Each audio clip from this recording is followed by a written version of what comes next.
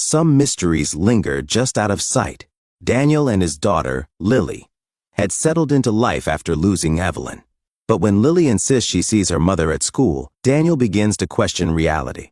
At first, he dismisses it as imagination, but when others notice a woman near the schoolyard, Daniel starts uncovering shocking family secrets. What if the past isn't buried? What if someone has been watching all along? This is a story of love, loss, and echoes that refuse to fade. Lily sat on the edge of the couch, swinging her legs as she slipped on her sneakers. Her father, Daniel, rushed around the kitchen, pouring coffee into a travel mug while checking the time. Another morning, another frantic race against the clock. Then, out of nowhere, Lily spoke. "Daddy, I see Mommy at school every day." The words hit Daniel like a freight train. His grip on the mug faltered, hot coffee sloshing over the rim. He turned slowly to face his daughter, his heart pounding. "What did you say, sweetheart?" His voice came out quieter than he intended. Lily beamed, completely oblivious to the weight her words carried. "I see Mommy. She's always there, watching me during recess. Sometimes she even waves." Daniel's throat tightened. Evelyn, his wife, Lily's mother, had been gone for over a year. A tragic car accident had taken her from them, leaving a void that neither time nor therapy could fully mend. He forced a smile. "Sweetie, you know Mommy isn't here anymore, right?" Lily's smile faded, but she didn't back down. "You don't have to believe me, Daddy, but I know it's her." Daniel knelt beside her, brushing her blonde curls from her face. He wanted to believe it was just the imagination of a grieving child. But something in Lily's unwavering confidence sent a cold chill down his spine. That morning, after dropping Lily off at school, Daniel made a call to Dr. Mitchell, the psychologist who had helped them both navigate Evelyn's loss.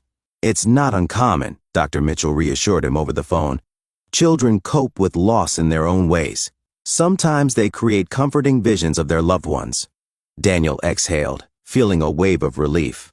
That relief shattered the next day when Lily came home with something unexpected, a smudge of chocolate on her school shirt. "Mommy gave me a cookie today," she said casually as she climbed onto the kitchen stool. Daniel's heart stilled. "What do you mean, Lily?" She looked at him with innocent certainty. "Mommy gave me a chocolate chip cookie, my favorite, a simple stain, a childish story. But it felt like the beginning of something much bigger." Daniel couldn't ignore it anymore. The next morning, he walked Lily into her classroom and approached her teacher, Miss Harper.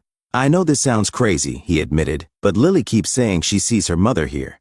Yesterday, she even said Evelyn gave her a cookie." Miss Harper's expression shifted, not to amusement, not to dismissal, but to something that made Daniel's blood run cold, concern.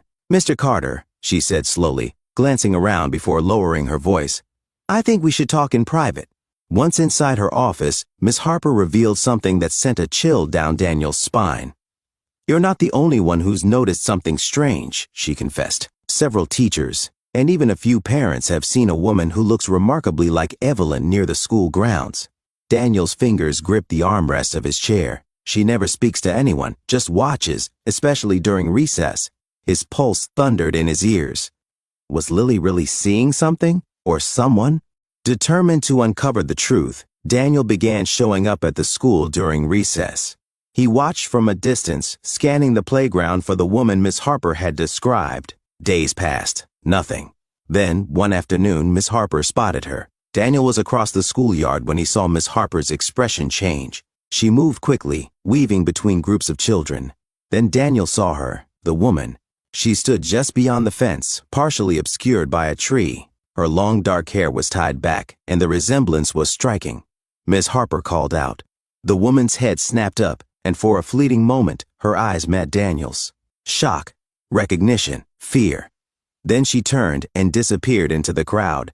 Daniel ran, shoving past people, but by the time he reached the spot, she was gone. That night, Daniel barely slept. He pored over old photos of Evelyn, searching for something, anything that might explain what he saw. The next morning, the school janitor, Mr. Grayson, approached him with something unexpected. "I found this near the playground," he said, holding out a small object.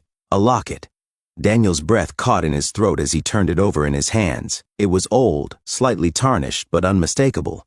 He had given Evelyn a locket just like this on their anniversary years ago, and inside was a photo of Evelyn and a woman who looked exactly like her. A twin. Confused and shaken, Daniel confronted Evelyn's parents. At first, they denied any knowledge, their expressions a mixture of discomfort and something else, regret. His frustration mounted as he pressed them for answers, his voice rising despite himself. "I need to know the truth," he demanded, "for Lily." Evelyn's father sighed deeply, rubbing his temple as if weighed down by years of unspoken history. Finally, with trembling hands, Evelyn's mother spoke, her voice barely above a whisper. "She had a twin, Elise. We separated them when they were young. It was complicated." Daniel could barely process the words. A twin. An identical sister Evelyn had never mentioned. His mind reeled, racing through memories, searching for signs he had missed. How had this secret stayed buried for so long? Why had Evelyn never told him? Why was she taken away, he asked, his voice hoarse. What happened? Evelyn's mother hesitated, glancing at her husband before continuing. There were family struggles, decisions were made, and then over time it became easier to pretend Elise didn't exist. We thought it was best for everyone. We were wrong. The world tilted. Everything Daniel had believed about his wife, about their life, was shattered. But one truth remained clear. This woman watching Lily wasn't just a stranger, she was family. With a renewed sense of urgency, Daniel tracked Elise down, following every lead he could find. Finally, with the help of a neighbor who had seen the mysterious woman's car, he located her. The moment they met, Daniel's heart clenched. Elise was the mirror image of Evelyn. When he confronted her, she looked at him with sorrowful eyes, her lips trembling as if she had been carrying a burden for far too long. "I only found out about Evelyn's death recently," she admitted, her voice barely above a whisper. "I never knew I had a niece. I didn't even know if she would want to see me. I didn't know how to approach you," she admitted, her voice heavy with sorrow. "I was too late to make amends with Evelyn, but I wanted to see Lily, to be a part of her life." Daniel stared at her, his mind racing. "But why didn't you come to us? Why watch from a distance?" Elise swallowed hard, her fingers twisting in the fabric of her coat. "I was afraid. Afraid you wouldn't believe me. Afraid you'd think I had no right to be here after all these years. I thought if I just saw her, even from afar, it would be enough. But then I saw her playing, smiling, and I knew I couldn't just disappear." Daniel took a deep breath, emotions warring within him. He had spent so long searching for answers, and now, standing before him, was the missing piece of his wife's past. And yet there was still so much he didn't understand. "Elise, if you wanted to be part of Lily's life, you should have spoken to me." Tears glistened in her eyes. "I know, but I didn't know how. Until now." Elise had been watching from the shadows, unsure if she had a right to step forward. Daniel realized then, she had never meant to scare them. She had only wanted to be part of the family she had never known. After much thought, Daniel decided to introduce Elise to Lily.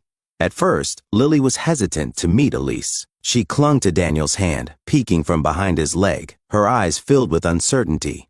But as she looked into Elise's eyes, something shifted.